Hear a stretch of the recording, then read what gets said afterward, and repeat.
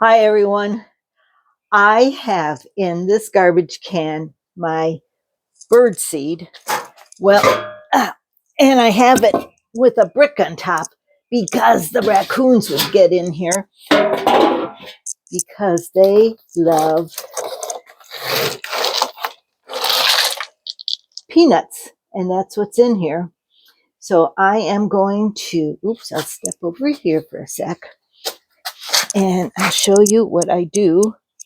Every morning, I go over here and put peanuts up here. I used to fill up the bird feeders, but the raccoons would clean it out every night and I'd be going broke.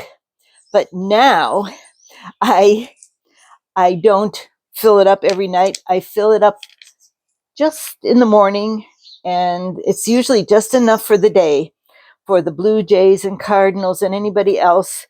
There's quite a few birds here. And I have a little hanging bird feeder that needs to be refilled too.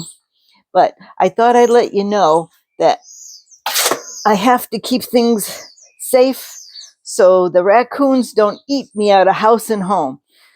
Until next time, that's all there is from Sunnybrook Farm.